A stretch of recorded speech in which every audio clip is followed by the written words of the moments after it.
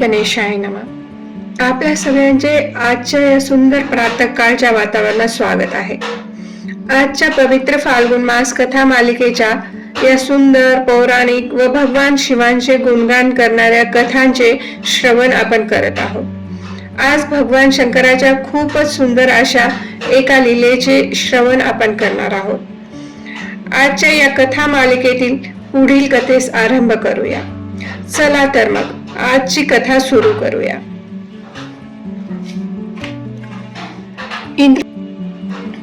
देवराज इंद्र आणि महापराक्रमी राजा बली यांच्यातील संवाद संपल्यानंतर आकाश मार्गाने वीणानाद करीत देवर्षी नारद बलीच्या सभेत प्रकट झाले। त्यांच्या मुखावर करुणा होती आणि वाणीमध्ये धर्माची गंभीरता। त्यांनी राजा बलीकडे प्रेमळ पण ठाम नजरेने पाहत म्हटले, राजन, जो मनुष्य शरण आलेल्याचे रक्षण करत नाही तो ब्राह्मण असो, वृद्ध असो, रोगी असो किंवा शत्रूच का असेना, तो महापातकाचा भागीदार ठरतो। शरणागताचे रक्षण करणे हाच खरा धर्म आहे। नारदांनी बलीला आठवण करून दिली की आज देवराज इंद्र स्वतः संकटग्रस्त अवस्थेत शरणागत झाले आहेत। त्यांचे पालन पोषण संरक्षण आणि सन्मान करणे हे बलीचे क्षत्रिय धर्माचे कर्तव्य आहे। नारदाच्या वाणीतील सत्याने बलीचे हृदय द्रवले। बुद्धीने कुशल असलेल्या धर्म अधर्माचे ज्ञान असलेल्या दैत्यराज बलीने स्वतःही विचार केला आणि त्याने तत्क्षणी इंद्राचा यथोचित सत्कार केला, सन्मानाने आसन दिले। त्यानंतर लोकपाल व देव यांचेही सन्मानपूर्वक स्वागत सत्कार केले आणि स्पष्ट शब्दात अभयदान देण्याची शपथ घेतली। इंद्रदेवानेही विश्वास दाखवला। सतत स्वार्थासाठी तत्पर असलेल्या व अर्थशास्त्रात निपुण असलेल्या इंद्रदेवाने पण शपथ घेतली। इंद्रदेव सुतल लोकात राहू लागले। बरेच दिवस व्यतीत झाल्यानंतर एका दिवशी बलीच्या सभेत बसलेल्या नीतिकुशल इंद्राने राजा बलीला संबोधून हसत म्हटले, जे तुम्हाला मिळू शकतात, ज्यांच्यावर तुमचा पूर्ण हक्क आहे ते मिळवण्यासाठी प्रयत्न केला पाहिजे। राजन, देवाचे अमूल्य रत्न, ऐरावत हत्ती, दिव्य घोडे आणि अनेक दिव्य वस्तू क्षीरसागरात हरवून गेल्या आहेत। त्या परत मिळवण्यासाठी समुद्र मंथनाशिवाय दुसरा उपाय नाही। बलीने विचारले, हे समुद्र मंथन कसे करता येईल? त्याच क्षणी आकाशातून गंभीर पण मंगल अशी आकाशवाणी झाली। देव आणि दैत्यांनी वैर विसरून एकत्र येऊन क्षीरसागराचे मंथन करावे। दैवी आज्ञेनुसार असे ठरले की मंदराचल पर्वत मथानी म्हणजेच रवी असेल आणि वासुकी नाग दोरी असेल। देवदानवांनी या महान कार्यासाठी तयारी सुरू केली। देव आणि दानव मंदराचल पर्वताकडे विनंती घेऊन गेले। मंदराचल खूप सुंदर व मोठा होता। अनेक रत्ने त्याची शोभा वाढवित होते। अनेक प्रकारचे वृक्षांनी तो अजूनच उठावदार दिसत होता। सर्व देवता व दानव मंदराचलकडे गेले व त्याला विनवू लागले। तेव्हा मंदराचलाने विचारले, तुम्ही सर्वजण येथे का आलात व तुमचे माझ्याकडे काय काम आहे? देवराज इंद्र म्हणाले, आम्ही देव दानव मिळून समुद्र मंथन करणार आहोत। त्यासाठी तुम्ही मथानी म्हणजेच रवी बनून आमची मदत करावी।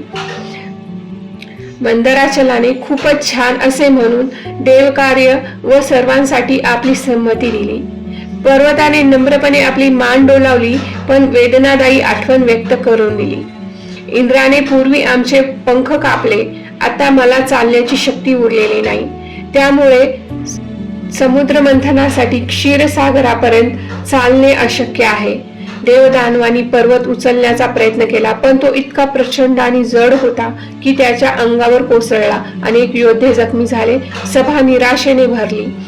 तेव्हा करुणासागर भगवान विष्णू यांची प्रार्थना करण्यात आली। भगवान विष्णू प्रकट झाले। त्यांनी मंदराचल पर्वत गरुडाच्या विशाल पाठीवर ठेवला आणि क्षणातच त्याला क्षीरसागराच्या काठी सुरक्षितपणे पोहोचवले। विष्णूच्या तेजाने दिशा दिशा उजळून निघाल्या। मंथन सुरू होताच मंदराचल पर्वत समुद्रात बुडू लागला। तेव्हा परत देव आणि दानवांनी भगवान विष्णूंची प्रार्थना सुरू केली। तेव्हा भगवान विष्णू प्रकट झाले आणि त्यांनी कच्छ म्हणजेच कासवाचा अवतार धारण करून विशाल पर्वत आपल्या पाठीवर पेलला. मंथनादरम्यान पुन्हा मंदराचल पर्वत डोलू लागला. तेव्हा भगवान विष्णूंनी आपल्या 4 भुजांनी त्याला स्थिर धरले, जणू सृष्टीला आधारच देत होते ते. अचानक समुद्रातून भीषण गर्जना झाली. मंथनातून सर्वप्रथम बाहेर आले ते भयंकर हलाहल विष. त्याच्या उष्णतेने त्रैलोक्य जळू लागले. देव, दानव, ऋषी सर्वजणच भयभीत झाले. आश्रयासाठी सगळे कैलासाकडे धावले. तेव्हा महाकरुणावंत भगवान शंकर पुढे आले. सृष्टीच्या रक्षणासाठी त्यांनी जे जहाल विष प्राशन केले त्या कंठातच धारण केले. त्यामुळे त्यांचा कंठ निळा पडला आणि ते निळकंठ म्हणून प्रसिद्ध झाले. या क्षणी करुणा, त्याग आणि प्रेम याचा अद्भुत संगम दिसून आला.